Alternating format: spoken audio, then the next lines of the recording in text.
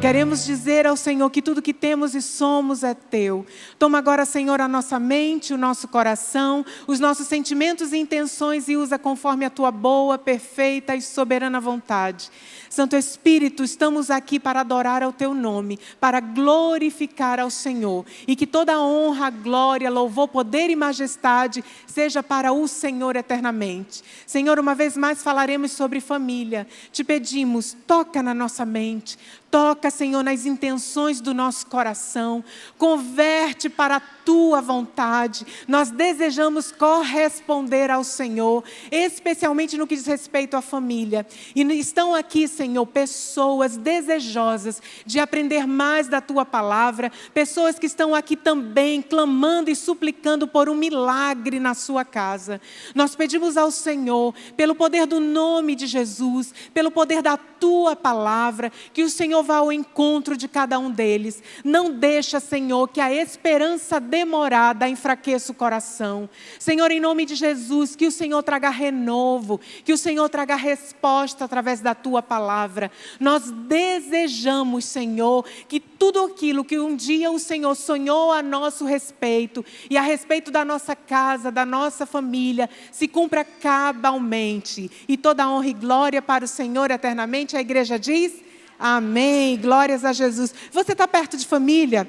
Eu ouvi dizer que aqui tem muita gente querida que foi convidado. Quem está aqui hoje pela primeira vez, ou de repente é convidado da Atem, do Dibo, levanta a mão, por favor. Nós gostaríamos de visualizar você. Sejam todos muito bem-vindos, viu? Essa casa é de vocês. A família foi, é e sempre será o grupo mais importante da igreja, da sociedade e da nação. Queridos do Dacha Show, vocês vão seguir e tentar me ajudar a acompanhar, amém? Nós hoje vamos passear um pouco pela Bíblia. Longe de ser um acidente romântico, o amor é uma decisão. Deixa eu dizer algo a vocês que eu costumo compartilhar com quem eu posso. Família não é território neutro. Ou ela transforma ou deforma. Tudo depende de como você está aplicado a desenvolver esse processo. Na verdade, muitas pessoas falam sobre promessa, mas esquecem que entre a promessa existe a providência e depois da promessa, existe um propósito. Então, qual o propósito da sua família? Então, a sua família como vai? Então, o futuro das próximas gerações e a saúde emocional das famílias dependerá do nosso esforço, da nossa paciência e da nossa dedicação. E eu digo mais, dependerá da nossa renúncia, da nossa capacidade de renúncia. Queridos, pensa em um território para lapidar caráter é família. Queridos, só quem decide estar aliançado é quem tem um coração tratado e tratável. Porque quem não tem, não consegue, na verdade, desenvolver renúncias ou viver uma vida de renúncias. Mas vamos lá, eu gostaria de convidar você, tudo começa com princípios e valores. Queridos, sigam, por favor, um pouquinho mais. Mais um pouquinho, pode ir. Vai lá, mais um, querido. Mais um até completar esse slide. Tudo começa, então, com princípios e valores. Nós vivemos um contexto onde os princípios têm sido negociados. O que vale para mim pode não valer para você. Por isso, muitas situações, na verdade, acabam entrando em crise na nossa vida e existência. Segue mais um, querido. Mas o indivíduo é composto de uma subjetividade e também de um estar no mundo. Mas vamos entender, pode seguir até o final desse slide. E eu gostaria que você parasse no próximo. Mas eu quero convidar você a abrir a palavra em 2 Reis, capítulo 20, por favor. E vamos ler juntos os versos do 1 ao 6, depois do 20 e 21. E vamos seguir em algumas leituras juntos, em nome de Jesus. Muito bem. Meus queridos, quando eu estava orando ao Senhor e pedindo, dizendo, Senhor, o que Tu tens para nós? Me veio uma história que fala muito ao nosso coração, porque na verdade é um aviso e um cuidado que nós devemos ter com o nosso procedimento e na nossa vida em família. Estão comigo? 2 Reis, capítulo 20, a partir do verso 1, diz assim. A epígrafe diz, a doença de Ezequias, que era um rei, e sua cura maravilhosa. Naqueles dias, Ezequias adoeceu de uma enfermidade mortal.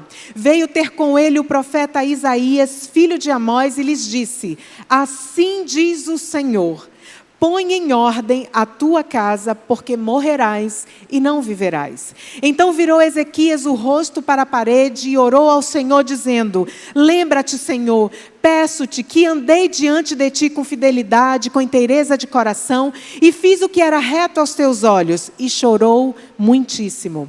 A Bíblia diz no verso 4, antes que Isaías tivesse saído da parte central da cidade, veio a ele a palavra do Senhor dizendo: volta e dize a Ezequias, príncipe do meu povo, assim: assim diz o Senhor, o Deus de Davi teu pai, ouvi a tua oração e vi as tuas lágrimas.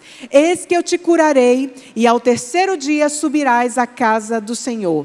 E acrescentarei aos teus dias 15 anos, e das mãos do rei da Síria te livrarei a ti e a esta cidade, e defenderei essa cidade por amor de mim e por amor de Davi, meu servo. Mas vamos continuar um pouquinho mais. Disse mais Isaías: tomai uma pasta de figo, coloca então sobre a úlcera, e ele recuperou a saúde. Agora você vai dar um salto lá para o verso, por gentileza, 12, o verso 12, por gentileza. Nesse tempo, Merodach-Baladã, filho de Baladã, rei da Babilônia, enviou cartas e um presente a Ezequias, porque soube que estivera doente. Ezequias se agradou dos mensageiros e lhe mostrou toda a casa do seu tesouro, a prata, o ouro, as especiarias, os óleos finos, o arsenal e tudo quanto se achava nos seus tesouros. Nenhuma coisa houve em sua casa, nem em todo o seu domínio, que Ezequias não lhe mostrasse. Então Isaías, o profeta, veio ao rei Ezequias e lhes disse: que foi que aqueles homens disseram e de onde vieram a ti? Respondeu Ezequias: de uma terra longínqua vieram, da Babilônia. Perguntou ele: que viram em tua casa? Respondeu Ezequias: viram tudo. Tudo quanto há em minha casa, coisa nenhuma há nos meus tesouros que eu não lhes mostrasse. Então disse Isaías a Ezequias: ouve a palavra do Senhor. Eis que virão dias em que tudo quanto houver em tua casa, com o que entesouraram teus pais, até ao dia de hoje, será levado para a Babilônia. Não ficará coisa alguma, disse o Senhor. Olha a resposta de Ezequias, verso 19. Então disse Ezequias a Isaías: boa é essa palavra do Senhor que disseste, pois pensava, haverá paz e segurança em meus dias. Vamos seguindo, queridos. Agora eu gostaria de convidar você a ir para o capítulo 21. Mas antes, deixa eu fazer aqui uma consideração. Primeiro, nós faremos algumas leituras, e são leituras importantes porque o que muda a vida da gente é a palavra. Amém? Então vamos compartilhar isso juntos. Aqui fala sobre um rei, e esse rei, segundo a Bíblia, foi um rei que fez muitas coisas que agradou ao Senhor. Ele foi um homem que conseguiu alinhar o reino para estar dentro de propósitos, de um propósito de Deus. Mas a Bíblia diz no capítulo 20 que ele adoeceu de uma enfermidade mortal. Nesse momento, ele se voltou ao Senhor e disse: ó Deus, lembra de tudo aquilo que eu fiz ao Senhor. A Bíblia diz que nós temos um memorial diante de Deus. Você sabia disso? Tudo aquilo que pensamos, que fazemos, como agimos, não é só para deixar um legado na terra, um legado para as pessoas que amamos, para as próximas descendências, mas existe um memorial diante de Deus sobre tudo aquilo que pensamos, sentimos e como agimos. E a Bíblia diz que nesse momento, quando ele se colocou diante de Deus, ele orou e pediu certamente misericórdia, como eu fiz. Quero dizer para você que quando eu me vi com diagnóstico de câncer e maligno, eu disse: Senhor, e agora? Nunca me neguei a passar por adversidade sendo esposa de missionário, mas por que o Senhor está permitindo essa situação na minha vida? Sabe o que eu disse para Deus? E aqui eu quero só fazer um adendo. Disse ao Senhor: Senhor, vamos fazer um trato, eu e o Senhor, isso só em pensamento. Eu disse: vamos fazer um trato. Senhor, eu não gostaria de viver esse processo, porque eu não quero submeter a minha família, a minha parentela, a essas dores. Então, vamos acordar assim. Foi 2019 que eu descobri. Então, no último ano de 2019, no culto da virada, eu disse assim para o Senhor: Senhor, eu vou bem linda para a igreja, porque vai ser meu último culto. Olha eu, gente. Olha eu fazendo planos aqui. E eu dizendo: Senhor, vai ser meu último culto, então eu quero te adorar em espírito e em verdade. Mas estava lá com muitas dores físicas, porque foi câncer de endométrio. Mas não apenas isso, minha alma estava rasgada. E eu dizendo: Deus, eu não quero que a minha família viva isso. Jesus, olha tudo que a gente já viu. Por que o Senhor está permitindo? Eu e os meus questionamentos. Mas eu já tinha dito assim ao Senhor: será meu último dia, meu último ano. E Senhor, então vamos fazer assim, eu morro logo. O povo vai chorar e tudo, minha família, mas depois eles recuperam e seguem. Quando eu estou falando isso, confabulando isso com o Senhor, começa a tocar um louvor que diz assim: quem mandou largar a rede? Quem mandou você parar? Volte para o mar alto, no lugar da tua derrota eu vou te honrar. Nesse momento foi como um murro no meu peito, desculpem o termo, mas como se o Senhor dissesse assim: ei filha, quem governa a tua vida sou eu. Quem mandou você largar a rede? Pois volta, que ainda tem um mar alto para você enfrentar. Naquele momento eu entendi que existia um propósito, mas obviamente ainda precisei de muitos momentos com o Senhor para digerir todo o processo junto com a minha casa e minha família. Bom, mas a Bíblia diz que então pediu ao Senhor, certamente se arrependeu, e o Senhor disse ao profeta: volta, antes mesmo dele sair do palácio, volta e diz que eu vou acrescentar 15 anos para a vida dele, e não apenas isso, eu vou dar vitória sobre os adversários. Mas interessante é que quando Isaías questionou sobre o presente que Ezequias havia recebido, ele disse assim: o que foi que você mostrou para esse estranho? Daí eu também quero começar dizendo para você: cuidado com quem você abre seu coração. Existem pessoas que não compartilham das suas conquistas. Existem pessoas que até conseguem ouvir sobre as suas lutas e adversidades. Mas quando você começa a falar sobre suas vitórias, sobre a bênção de Deus na sua vida, na sua casa, algumas pessoas não conseguem administrar. Por isso, cuidado para quem você mostra seus tesouros, o seu coração. Ai, Tatiana, vou andar sobressaltado? Não. Ore a Deus e peça discernimento de espírito. E só compartilhe com quem verdadeiramente vai poder ajudar e agregar na sua vida. Mas sabe o que é interessante? Que Ezequias, nesse momento, quando o profeta disse: porque você mostrou tudo, tudo vai ser levado. Nós então perderemos tudo e seremos cativos. Sabe de uma coisa? Ezequias, olha a resposta dele no capítulo 20, eu duvido alguém conseguir água. Está aqui, eu só vou abrir. Então Ezequias disse a Isaías: boa é a palavra do Senhor, pois pensava, haverá paz e segurança em meus dias. Olha que egoísmo. Paz e segurança nos meus dias, mas e a minha descendência? Irmão, Deus te abençoe em honras, homem usado por Deus. Tu é casado, querido? Glória a Deus, tua esposa abençoada. Quem é a esposa dele? Tá trabalhando. Deus é lindo. Obrigada, querido. Muito obrigada. Convido você, capítulo 21 diz assim, 2 Reis, capítulo 21. O reinado de Manassés. Tinha Manassés 12 anos de idade quando começou a reinar e reinou 55 anos em Jerusalém. Sua mãe chamava Efisba. Fez ele o que era mal perante o Senhor, segundo as abominações dos gentios, que o Senhor expulsara de suas possessões de diante dos filhos de Israel. Pois tornou a edificar os altos que Ezequias seu pai havia destruído, e levantou altares a Baal, e fez um poste ídolo como que fizera Acabe, rei de Israel, e se prostou diante de todo o exército dos céus e o serviu. Edificou altares na casa do Senhor, da qual o Senhor tinha dito: em Jerusalém porei o meu nome. Também edificou altares a todo o exército dos céus, nos 2 átrios da casa do Senhor. Olhe o que esse rei fez. verso 6 do capítulo 21. E queimou a seu filho como sacrifício, e adivinhava pelas nuvens, era agoreiro e tratava com médios e feiticeiros. Prosseguiu em fazer o que era mal perante o Senhor, para o provocar a ira.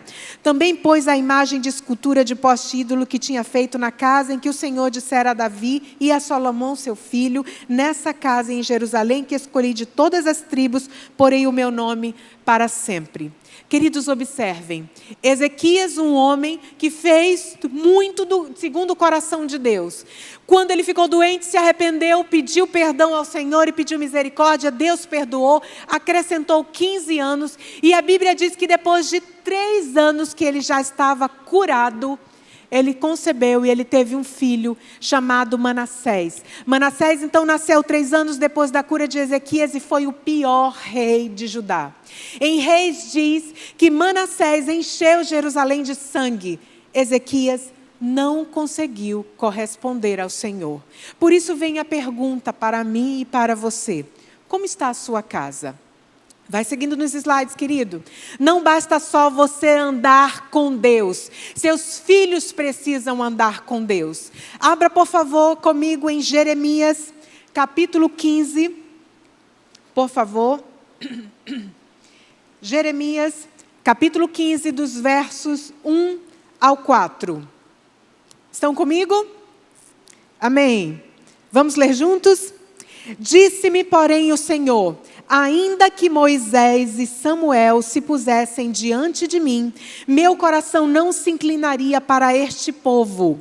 Lança-os diante de mim e saiam.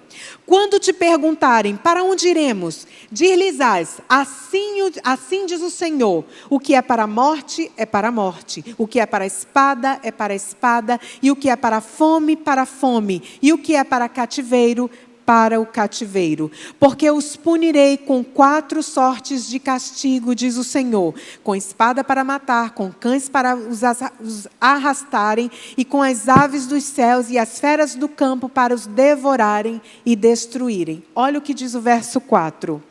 Entregá-los-ei para que sejam um espetáculo horrendo para todos os reinos da terra, por causa de quem, igreja? Manassés, filho de Ezequias, rei de Judá, por tudo quanto fez em Jerusalém. Aqui a profecia de Isaías se cumpre de que viria a Babilônia e que levaria os filhos de Jerusalém cativos como escravos. Eles seriam então castrados para que não houvesse descendência. Foram levados os tesouros, na verdade tudo foi levado. O cativeiro babilônico foi gestado na casa de Ezequias, rei de Judá, há mais de 100 anos atrás. Vocês conseguem entender a profundidade do que é isso? Queridos, as nossas famílias, a nossa descendência, as nossas gerações, eu não tenho filhos físicos, mas eu tenho filhos espirituais e emocionais, pessoas que eu cuido, que eu zelo. Eu quero dizer para você, especialmente para você que tem filhos físicos, a tua atitude em corresponder ao Senhor vai determinar a sequência das gerações. A sua descendência depende da sua atitude hoje.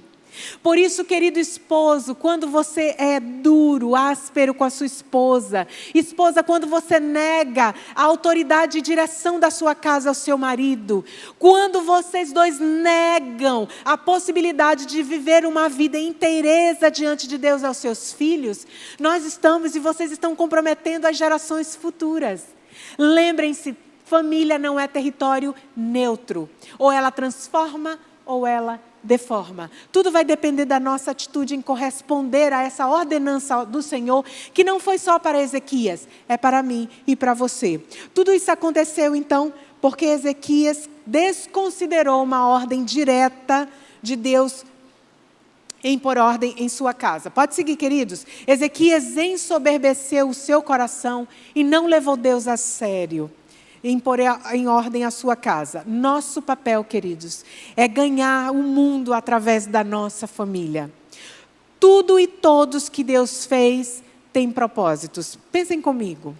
Existe a provisão é aquele suporte, é aquele livramento imediato que Deus faz na nossa vida. Sabe, vamos pensar aqui no povo que saiu do Egito e ficou no deserto 40 anos.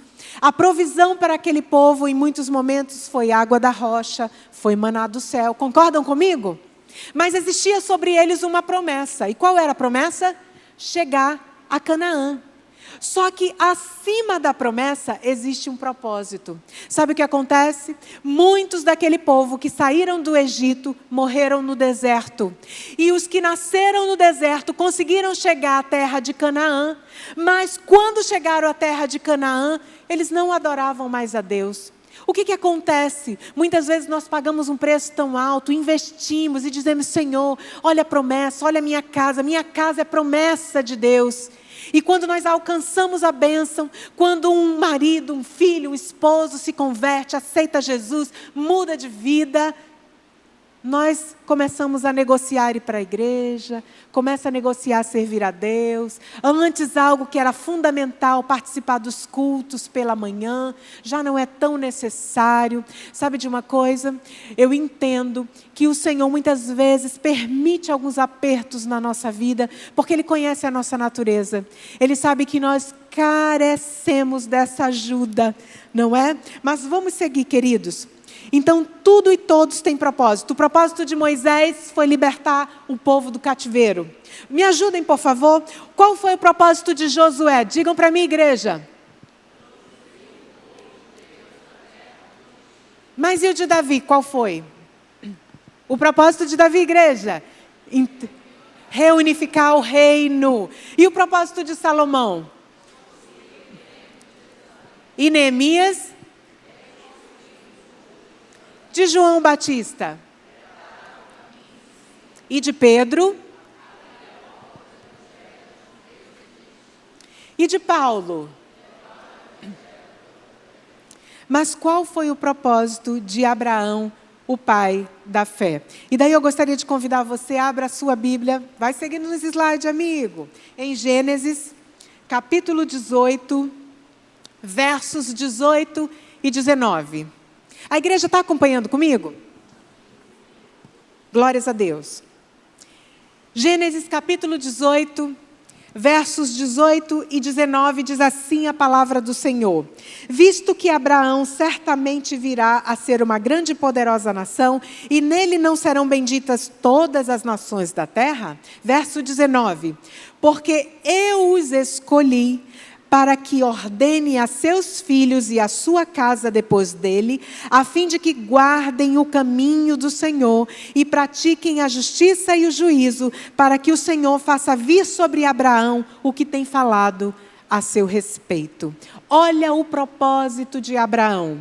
O propósito dele era justamente ordenar, prestem atenção nisso, a seus filhos e a sua casa, depois dele, a fim de que guardem o caminho do Senhor e que pratiquem a justiça e o juízo, para que o Senhor faça vir sobre Abraão o que tem falado a seu respeito. Tatiana está dizendo então que eu tenho que mandar meus filhos seguirem ao Senhor? Não, eu estou dizendo para você que Deus deu essa ordenança para mim e para você, que nós devemos ter uma vida de inteireza e retidão, uma vida com um bom testemunho, mas não é fora, porque é muito fácil ser bênção fora de casa. O desafio é ser bênção para a minha família. O desafio é ser bênção e corresponder ao meu esposo, você, a sua esposa, aos seus filhos. Existem pessoas que são verdadeiras potências na igreja, muitas vezes até no trabalho, na sua vida secular. Mas quando chega dentro de casa, não tem tempo para o marido, não tem tempo para a esposa, não tem tempo para filhos. Eu também não estou dizendo que você deve colocar a sua família em um pedestal. Existem situações hoje, nesse mundo pós-moderno, que você já tem ouvido aos longos dos domingos a respeito, onde muitas vezes os filhos saem da condição de filhos e passam a ser os reis da casa. Isso é um perigo, porque as coisas fora de ordem, elas geram Conflitos geram, na verdade, relacionamentos adoecidos e tóxicos. Cada um, o primeiro dia trabalhado, e já deixa eu dizer, pastores, pastor Jorge Max e Dalimar, que bênção vocês terem separado um mês para trabalhar família. Queridos, deixa eu dizer uma coisa. Não adianta, quando nós recebemos aqui, somos edificados e abençoados, quando nós voltamos para casa, ou quando muitos voltam para casa, aí que começa, na verdade, que começa o grande desafio. Então, viver essa verdade de Cristo, diante das perturbações, das aflições, dos conflitos do dia a dia, é, na verdade, o grande desafio da humanidade. Por isso, nós precisamos da ajuda e direção de Deus. Marido, cabeça da família, entenda o seu papel. Quando você não discerne o seu papel, você coloca a sua esposa em uma condição de xeque-mate. Sabe por quê? Muitas vezes existem famílias que o marido, como não se posiciona como cabeça, a mulher assume. Porque existem filhos para dar conta. Isso está certo, Tatiana? Não, não está, nós sabemos disso. Mas o que a família vai fazer? Então o ideal é se alinhar. Mas Tatiana, eu não sei desenvolver o sacerdócio. Sabe por quê? Algumas vezes as mães... Gente, pensa algo que é desafiador. Ao longo da minha caminhada, eu tenho um pouquinho mais de 20 anos de atuação enquanto psicóloga. E muitas foram as vezes que eu recebi mulheres desesperadas em consultório, dizendo, sabe o quê? Tatiana, pelo amor de Deus, eu saio de casa, meu marido entra no trabalho depois, mas eu volto para casa, ele está no videogame. E as contas estão aí para pagar, os filhos para educar, eu não sei o que eu faço. E eu pergunto, você consultou ao Senhor quando você casou? Algumas vezes nem tinham a Jesus. Bom, então agora vamos trabalhar. Não desespera não e não abre mão não. Sabe por quê? Hoje o mais fácil é trocar. Mas deixa eu dizer a você, tudo que é investido fica melhor. Peça ajuda se for necessário. Mas não morra e não deixe seu casamento morrer. Amém? Transmitir, pode seguir nos slides, querido. Transmitir às gerações futuras para guardarem o caminho do Senhor. Foi o propósito de Abraão e é o meu propósito, o seu propósito. Abram comigo em Hebreus, por gentileza, capítulo 11. Olha o que diz a palavra do Senhor em Hebreus, capítulo 11, versos 13. Lembram que Abraão, o propósito dele foi dar prosseguimento e ensinar aos filhos sobre o caminho do Senhor.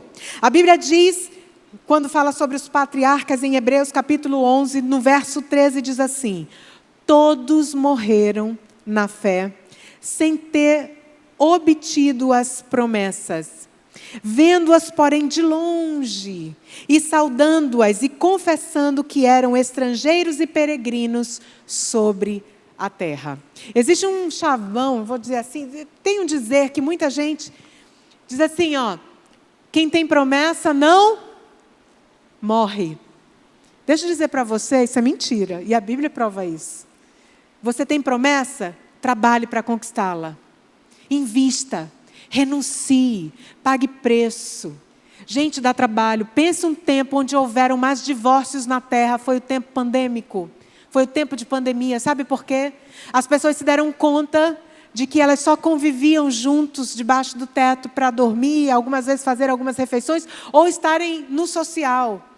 Depois que tiveram que viver juntos e misturados, começaram os conflitos.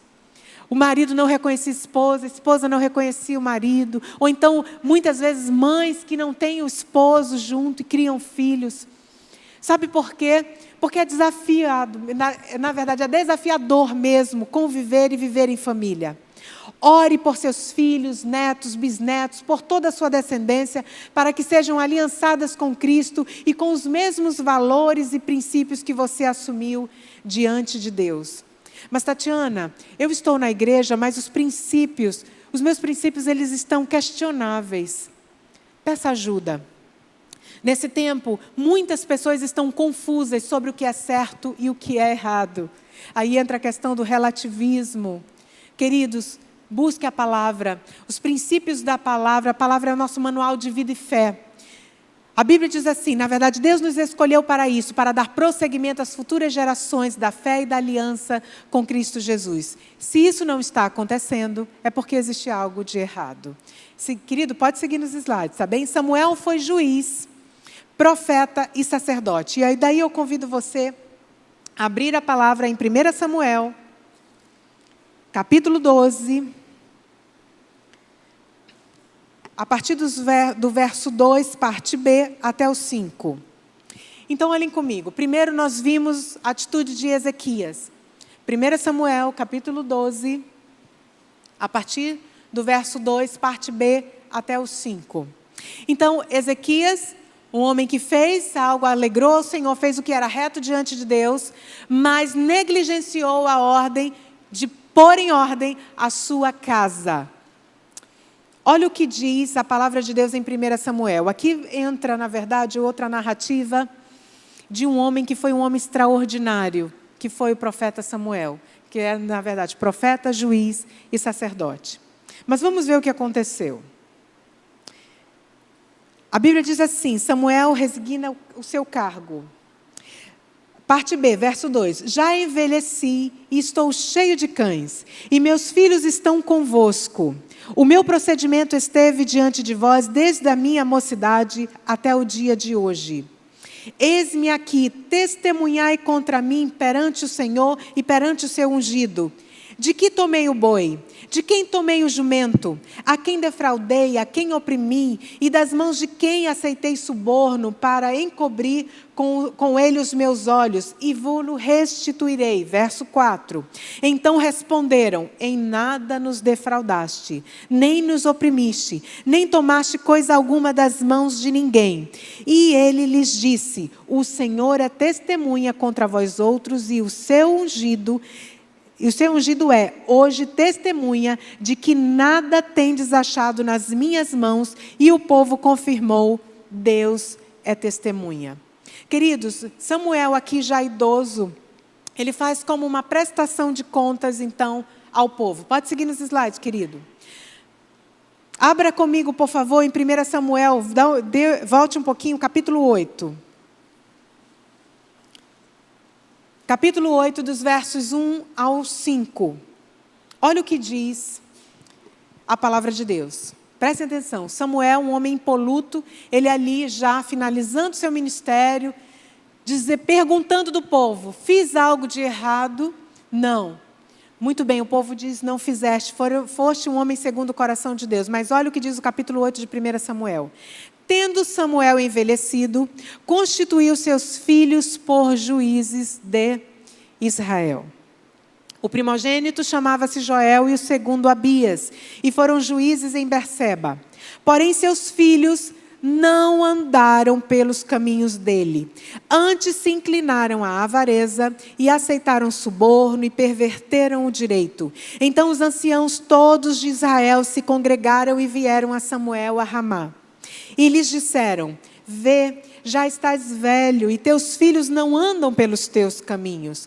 Constitui-nos, pois, agora um rei sobre nós, para que nos governe como tem todas as nações. Queridos, Samuel foi um homem de Deus, mas não colocou a sua casa em ordem. Se falharmos no compromisso de colocarmos a nossa casa em ordem, vamos entrar em uma rota de decadência e as futuras gerações serão apóstatas. Você sabe o que é ser um apóstata? É negar a fé em Cristo Jesus. A geração que nasceu no Egito, então, morreu no deserto. A geração que nasceu no deserto entrou na terra prometida, mas a geração que entrou na terra prometida não conhecia mais a Deus. Segue mais um, querido. Mas e aí, Tatiana? Como fica, então, o indivíduo na família? Na família, o indivíduo estabelece vínculos emocionais, sociais, espirituais. É na família que nós aprendemos a viver em comunidade. Você sabia disso? É na família que nós aceitamos a participação de outras pessoas com os mesmos direitos. É na família que nós aprendemos a viver em um mundo com direitos e deveres para todos, através de regras comuns a todos.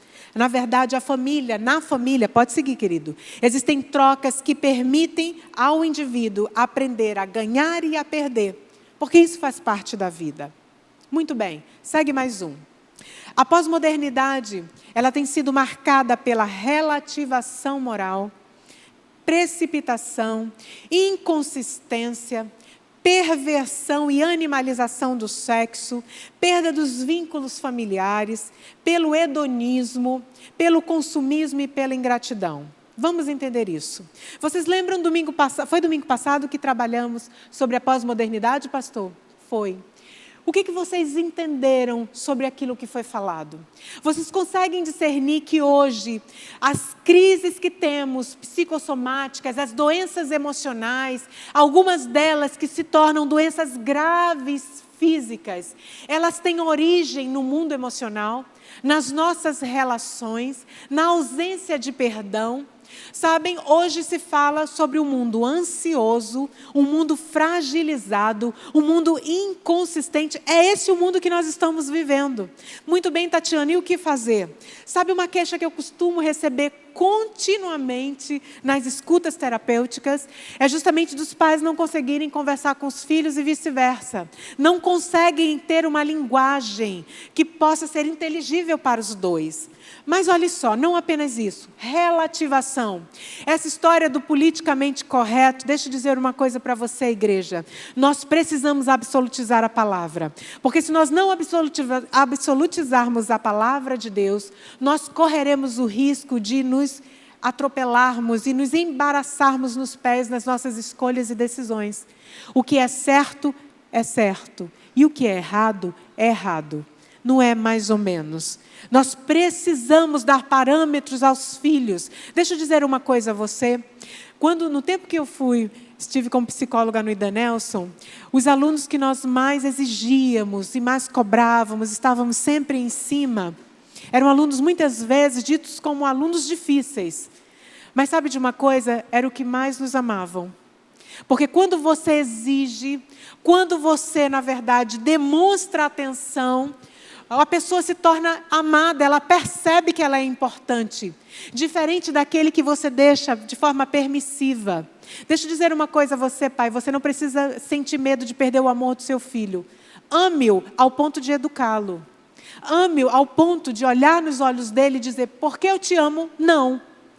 Diga não. Ei, maridos, diga não para a esposa. Ei, Tatiana, já não estou gostando dessa conversa. Já estreitou um pouquinho. Deixa eu dizer uma coisa a você. Todas as vezes que o meu esposo disse assim, não faz, eu dizia, não, amor, mas olha, amor, olha só, olha a circunstância. Eu sei o que eu estou fazendo, bem. Fica tranquilo, eu sei o que eu estou fazendo. Ele, Tatiana, não vai, não faça. Sabe o que aconteceu? Quebrei a cara. Me dei muito mal. E sabe o que aconteceu depois? Eu tive que pedir perdão e disse, amor, você tinha razão. Não era o tempo, não era a forma, não era a hora. Eu não estou dizendo que a esposa não possa ter uma boa palavra, mas eu estou dizendo que é importante nós validarmos os nossos maridos em casa. Você sabia disso? Tatiana, mas o meu marido ele não quer assumir a condição de sacerdote. Então vai orar, irmã. Vai orar. Jejua, paga preço, pede ajuda, vai em busca de profissionais. Tatiana, é o seguinte, eu sou marido e sou sacerdote, mas a minha esposa, ela não tem um coração tratável. Ela é daquelas que ela quer mandar no pedaço, ela foi acostumada assim, a família dela foi educada assim, são matriarcas. Elas não permitem que o homem governe. Deixa eu dizer a você, querido, ore pela sua esposa, ame-a, ame-a. E ajude a conhecer as verdades das Escrituras. Aproxime dela pessoas que conhecem a palavra, que possam edificar a sua vida e os seus sentimentos. Existem famílias disfuncionais. E nós precisamos ter cuidado e fazer uma avaliação. Senhor, será que a minha família está sendo disfuncional? Onde eu estou errando? Inconsistência, precipitação. Vocês sabem que hoje já existem casamentos consigo mesmo. Sabem disso? Existem pessoas que estão casando com pets. Existem países onde as pessoas vão para o turismo do sexo. Lá tudo pode, tudo é permitido. Animalização do sexo. Existem pessoas que aprendem, olha, sabe uma das estratégias do adversário nas nossas vidas? É que nós acessemos o prazer longe dos princípios eternos. Às vezes as pessoas acham, porque eu sinto prazer, está tudo certo, Deus está no negócio. Não está se não estiver dentro de princípios. É muito bom fazer amor? É maravilhoso dentro do casamento. Dentro, salvaguardado na aliança do casamento. Quando isso acontece fora, traz transtornos. Sabem, queridos, é muito importante nós entendermos que as verdades eternas das Escrituras, elas não são ultrapassadas. Vínculos familiares, a perda deles, o hedonismo, a busca do prazer. Hedonista é aquela pessoa que vive pelo prazer. Não interessa pagar preço com nada. É o prazer 100%. Consumismo e ingratidão. Todos esses são sinais de leviandade. Ser leviano é, na verdade, aquele indivíduo que não reflete, que é inconsequente, é irresponsável. Ele vive pela busca do prazer pessoal e único. Mas esse indivíduo, Tatiana, o que acontece então com a família?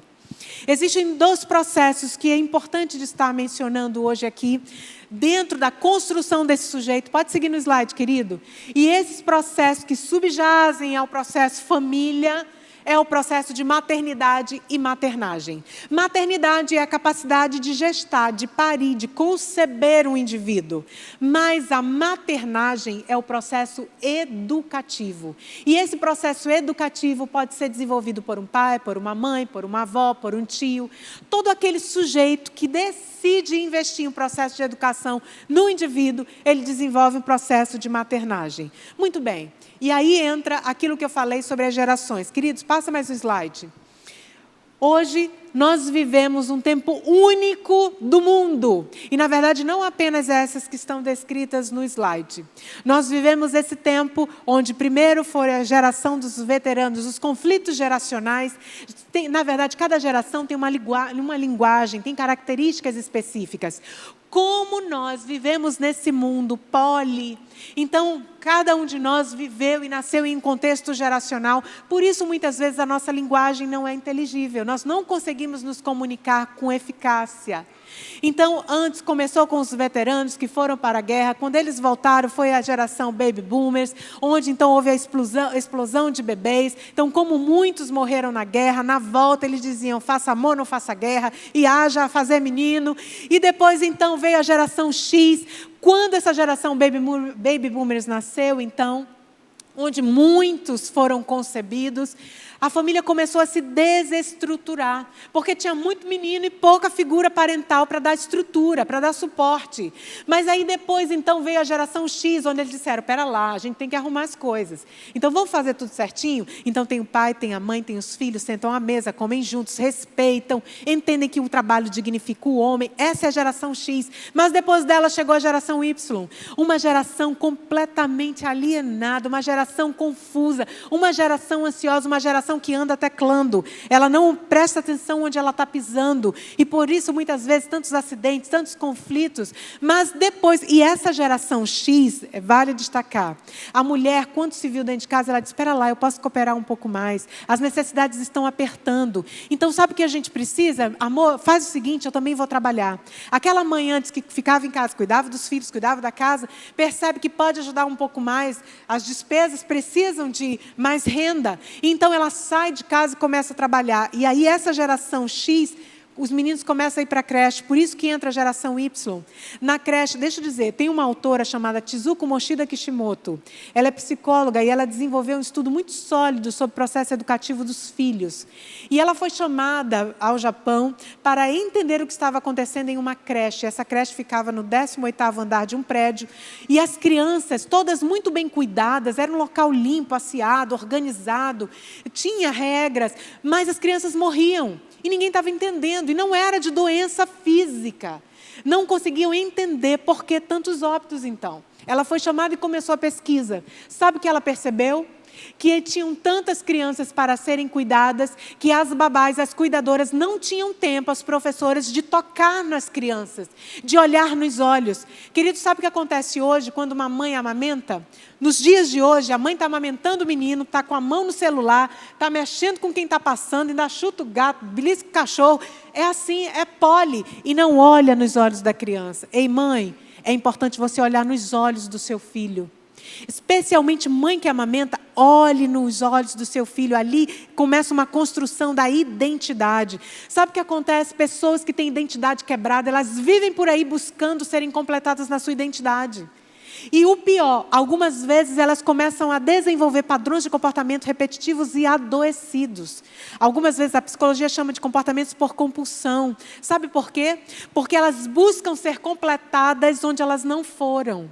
Então aquela carência que não foi suprida, aquele olhar, pai, como é importante você legitimar sua filha. Deixa eu dizer para você que é pai, que tem filha que ainda não completou 15 anos, ou menos que isso. Querido, vá a uma loja, compre um anelzinho, compre ou uma joia, ou compre algo especial e significativo. Se você não puder comprar uma joia, compre uma caixa de bombom. Chame sua filha e diga, filha, hoje vai sair só papai e você. Hoje nós vamos dar uma volta. Mas por que, pai? Ai, nós vamos dar uma volta juntos, eu tenho uma surpresa para você. Leve ela para jantar, mesmo que seja um Bob's. Leva lá no Bob's, pega o milkshake, você e ela, ou então pega um e divide os dois, que fica mais romântico e interessante. E daí, quando terminar o lanche, você diz, filha, papai te chamou aqui, porque eu quero que você saiba que você é o amor da minha vida. Você sabe que primeiro é a mamãe, né? Mas deixa eu dizer a você, você é o amor da minha vida, eu amo você. E eu quero que você saiba que tudo o que você precisar, você pode contar comigo. E fale isso olhando nos olhos. Conte comigo, eu sou seu pai. Queridos, as 3 maiores decisões na vida de um homem, de uma mulher, a primeira é aceitar Jesus como Senhor e Salvador, porque existe uma vida na eternidade. A segunda é decidir qual profissão vamos seguir. E a terceira é com quem vamos casar. Pensa em 3 decisões que, se forem tomadas erradas, podem levar sua vida para o abismo. Então, pai, você chama e você diz assim, papai comprou isso especial para você. Quando eu falo, ei, gente, tem os anéis de prata que são tudo de bom, interessantíssimos, são baratex. Pega o anel, ou pega o presentinho, coloca no dedinho da sua filha, ou dá para ela e diz assim, isso é para que você nunca esqueça que o papai está aqui, que eu amo você e eu vou estar guardando o seu coração até o dia que o príncipe for manifesto.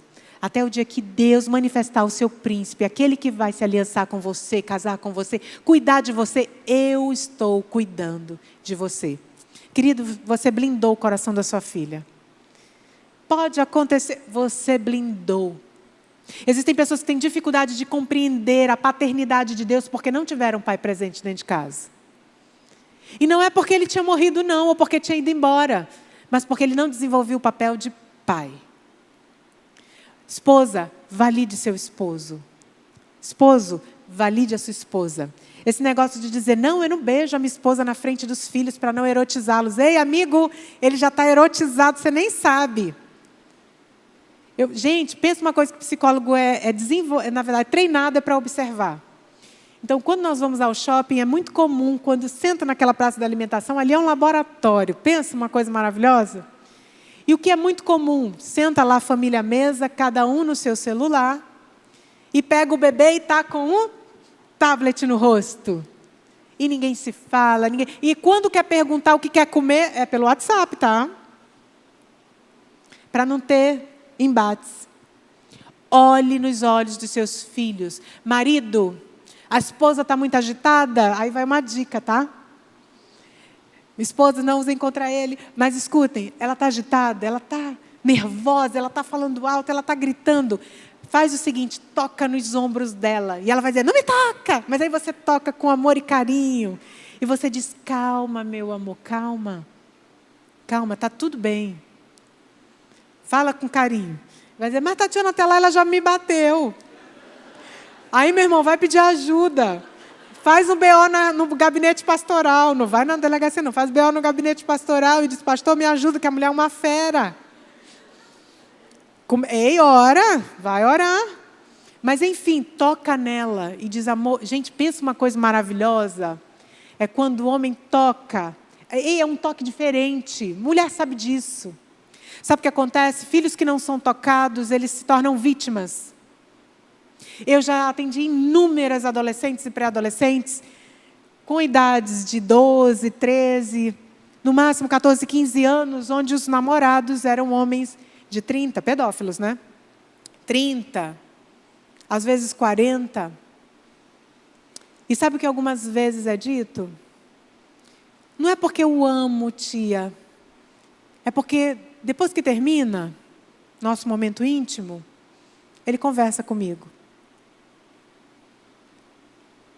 Deixa eu contar uma história, a história da Aninha. É uma história de monitório, mas deixa eu dizer para vocês. A Aninha era uma menina que amava ouvir histórias. E todos os dias, quando o papai da Aninha chegava do trabalho, ele trabalhava no distrito, ralava a beça. A Aninha corria para o portão e dizia, papai, papaizinho querido, que bom que você chegou. Me conta uma linda história. E o papai da Aninha, com todo carinho, pegava a filha e dizia, deixa o papai só lavar as mãos, que em tempo de pandemia, né? Passar um álcool. Mas depois pegava a Aninha, colocava no colo e contava as lindas histórias para a Aninha. E todos os dias, então, a Aninha estava lá, na hora do papai chegar e descer da rota, e o papai começou a se desesperar, porque o repertório de história estava acabando. E ele dizia, Jesus, e agora o que eu faço? Não tem mais história, a Aninha vai chegar, vai querer história, como é que eu faço? Ele teve uma grande ideia, já sei. Vou comprar, então, uma coletânea de história e vou presentear a Aninha. Fez isso, chegou em casa todo feliz e disse, Aninha, chegou até mais cedo. Papai tem um presente para você. Olha só o que o papai trouxe, uma coletânea de histórias maravilhosas. Você coloca lá com pendrive no seu tablet, ou então no computador você coloca lá no seu sonzinho e você vai ouvir lindas histórias. A Aninha, durante um tempo, gostou. E foi muito bom, e o pai começou a descer da rota relaxado, já pensando naquele sofazão, já pensando, Jesus, vou chegar em casa, tomar aquele banho, ir para o sofá, descansar. Mas para a surpresa do papai da Aninha, 3 dias depois, lá estava a Aninha na porta da casa, no portão, e o papai tomou um susto e disse, minha filha, o que houve? Ele, papaizinho querido, que bom que você chegou, me conta uma linda história. E ele disse, mas minha filha, o que houve? Papai lhe deu mais de 200 historinhas. Mais de 200 historinhas, e por que você está pedindo que o papai conte uma história? E a Aninha virou para o papai e disse assim, sabe o que é, papai? É que o pendrive que o senhor me deu e meu toca-CDzinho, não podem me colocar no colo. A Aninha não queria saber de história, querido. Ela queria o colo do papai. Ela queria a presença. Ela queria a troca nos olhos. Mas e os meninos? Também. Mas enfim, eu preciso seguir. Geração Y, então, as mães precisaram trabalhar, os filhos precisavam estar em creches. E depois, então, veio a geração Z. E cada vez mais tecnológica, e depois a geração alfa, mas vocês sabem a geração que está sendo dita hoje? Quem sabe dizer? É a geração C. Você sabia disso? C de quê, Tatiana? Geração de Covid. C de Covid. É a geração que tem sido estudada pelos psicólogos, porque houve um povo nascido nesse tempo da pandemia, e é um povo também que não estabelece vínculos, é um povo que não é tocado, é um povo que não vivencia trocas familiares. Bom, então todo esse contexto aqui a gente já falou, a gente vai precisar seguir, mas olhem essas imagens, por favor. Segue, querido, por gentileza. Esse é o reflexo de uma família disfuncional, onde os filhos são colocados em bolhas, não interagem, não recebem não. Pode seguir nas imagens, querido. Olha o próximo. Esse daí é uma graça. E o próximo? Esse próximo fala de uma síndrome, chamada Síndrome do Imperador. Já ouviram falar? Então, a síndrome do imperador é justamente quando a criança ela é colocada na condição de governante da casa. A criança decide o que os pais vão comer, a criança decide para onde os pais vão viajar, a criança decide a roupa que os pais vão usar, com quem ela quer falar. Essa geração é a geração que bate no rosto do pai e o pai sorri e diz, ele está nervoso. Vigia, vaso. A próxima. E essa mesma geração autoritária, e é claro, como nós aprendemos a nos relacionar em casa, nós vamos levar para a vida. Nós nos relacionamos, meu Deus, estou igual Cebolinha, enrolei tudo. Mas nós nos relacionamos assim, no nosso trabalho, no nosso ambiente social, em todos os contextos. E aí existem os crianças. Já ouviram falar nos crianças? São pessoas que se negam a amadurecer. Sabem, queridos, o povo hoje... O mundo tem desenvolvido algo que a psicologia chama de ciclo de sabotagem emocional. Você sabe o que é o ciclo de sabotagem emocional? Na verdade, a sabotagem emocional, ela só acontece quando nós não desenvolvemos a nossa maturidade emocional. Então, o ciclo ele é composto de todo ele de sentimentos negativos. Tudo começa com medo, o medo é sempre de perder. Quando eu perco, eu fico com raiva e ninguém guarda a raiva, eu projeto. Entenderam? Medo sempre é de perder, quando eu perco eu fico com raiva e raiva ninguém segura. Ou eu faço contra mim mesma, como é que eu errei isso? Bati em mim. Ou então eu projeto às vezes com uma linguagem felina contra os outros. Então eu acabo desenvolvendo relacionamentos adoecidos e tóxicos. Sabe aquele indivíduo que é imaturo emocionalmente falando? É aquele que não aceita erros. Ele não aceita ser corrigido, ele não se permite ter mentores. Para ele não precisa alguém para orientar, para conduzir, para dirigir, não existe. Quando ele fica chateado e com raiva, ele perpetua a mágoa, ele não se permite ser livre do peso da mágoa, ele não libera perdão.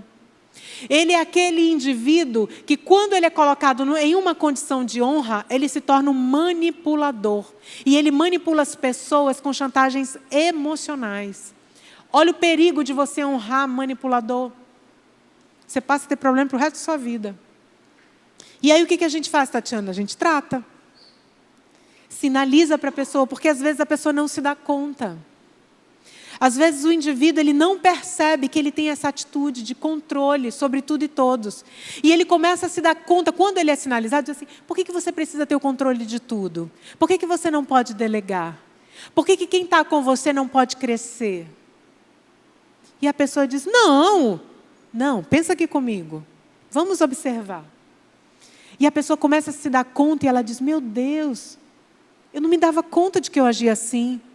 Em casa, no trabalho, com filhos, com amizade. Gente, tem amigos que assim, se um amigo faz a ofensa, ele ainda levanta o exército contra o outro.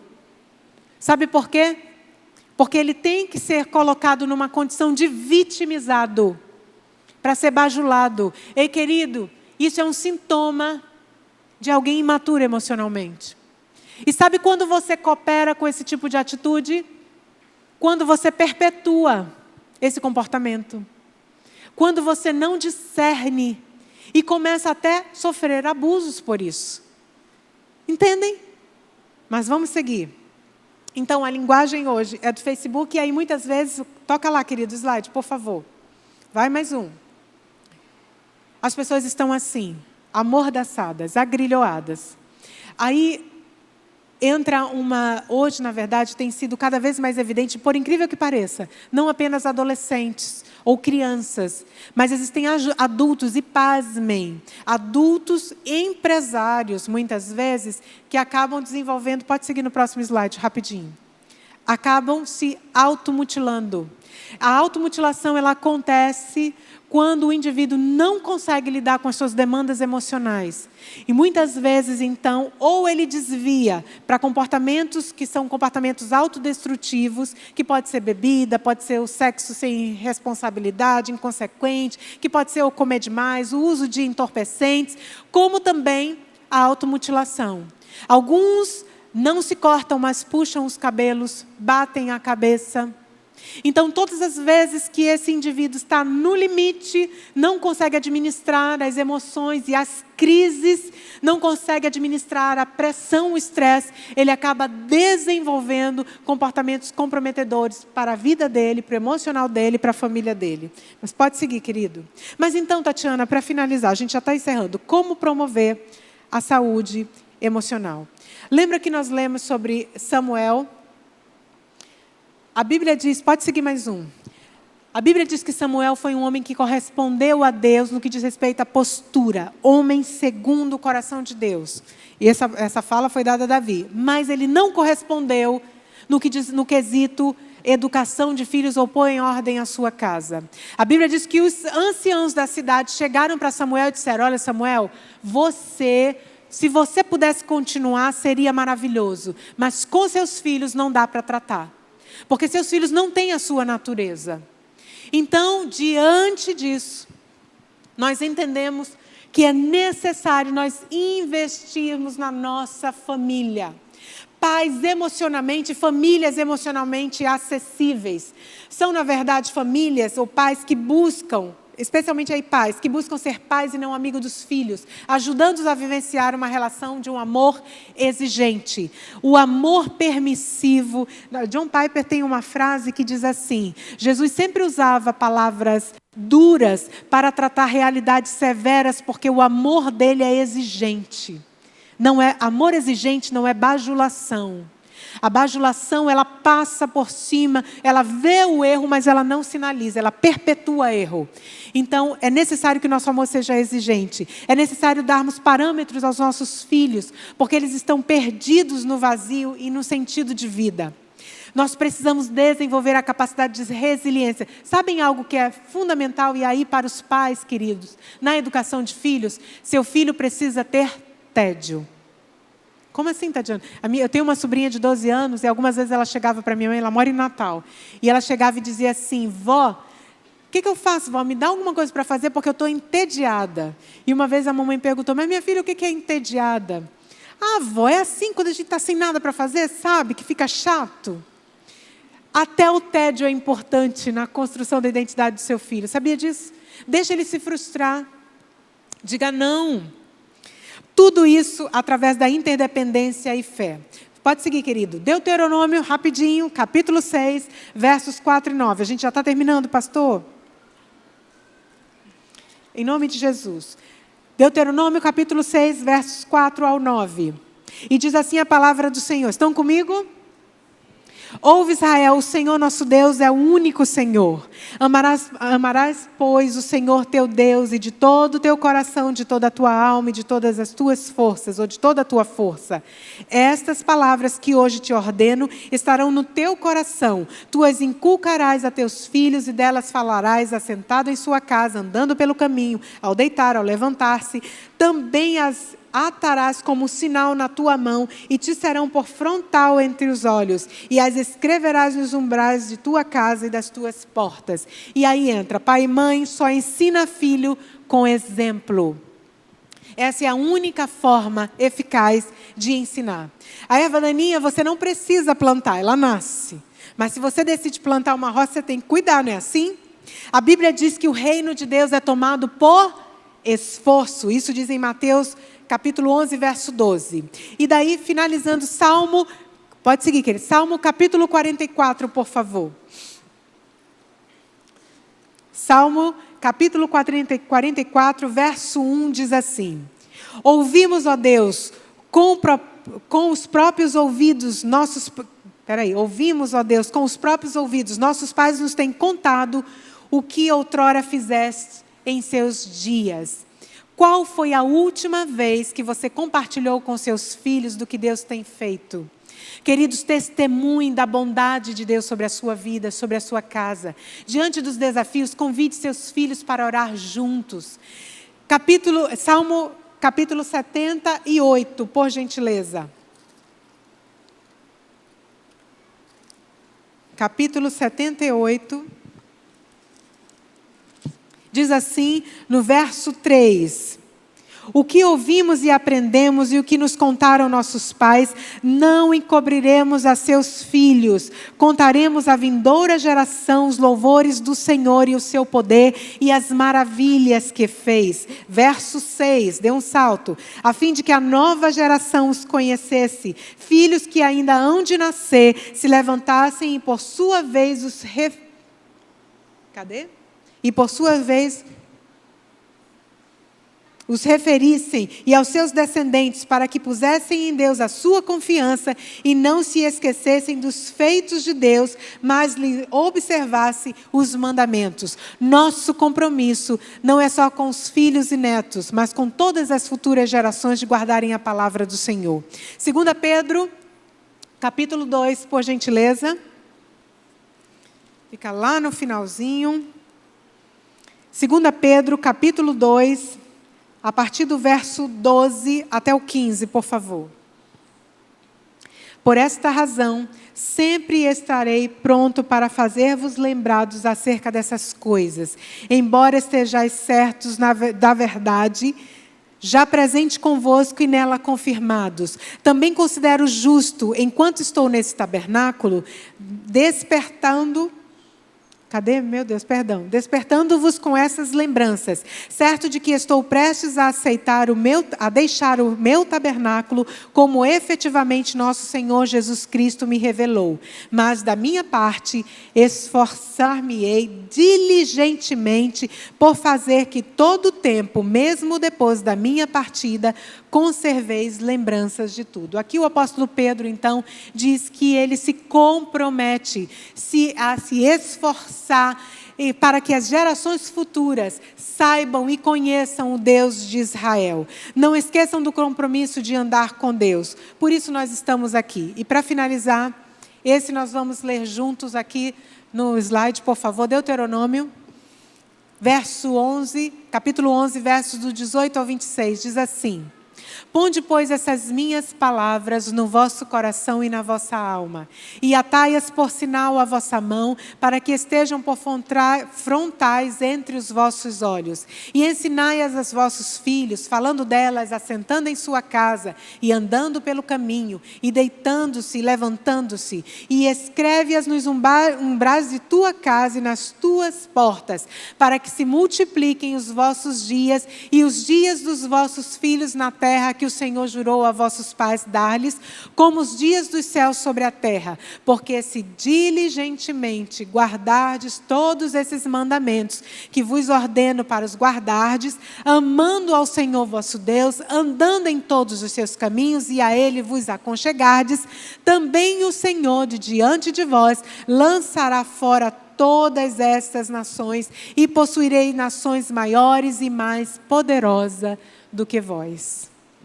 Querida igreja, a minha oração é que nós possamos corresponder ao Senhor na ordem de colocar a nossa casa diante dEle em inteireza, para que as gerações futuras não apenas ouçam dizer de um Deus, mas conheçam e sirvam a um Deus verdadeiro.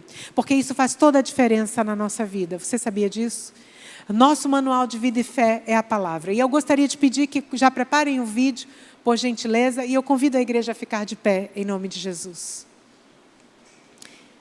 Eu gostaria de desafiar você, se você está em família, dá uma espreguiçadinha, que agora é que dá, né, amiga? Desculpa, gente.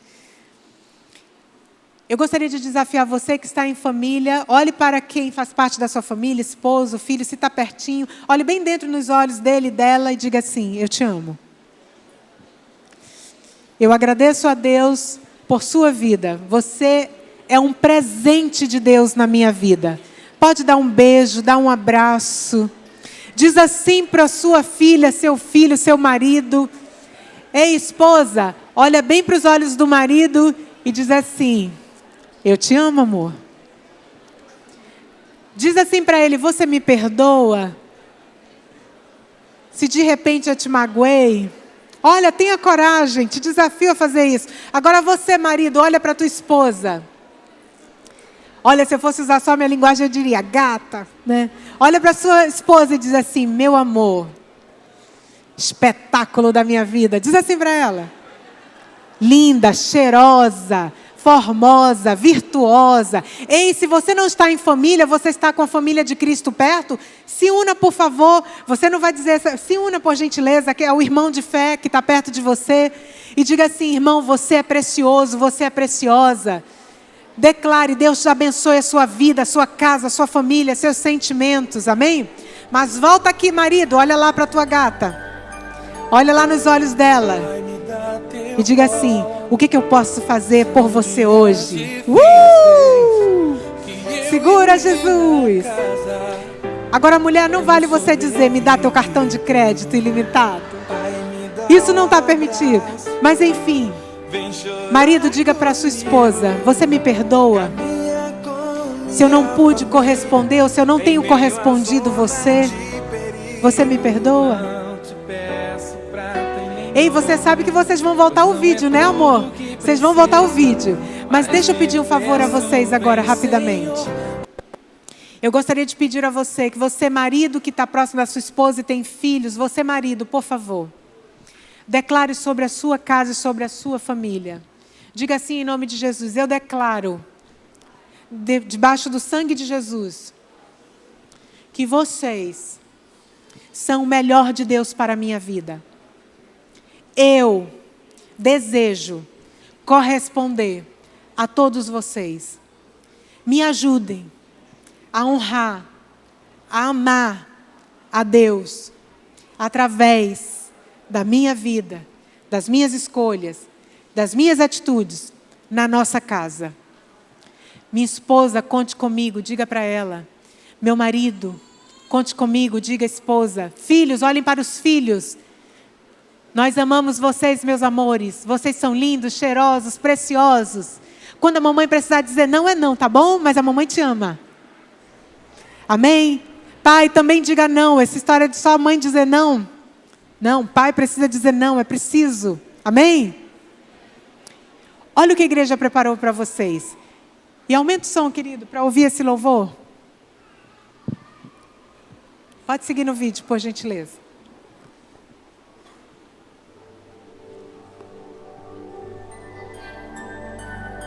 Essa é uma oração. Escute a letra. Você pode aumentar um pouquinho? São dias difíceis que eu e minha casa Reconhecem alguém aí? temos sobrevivido.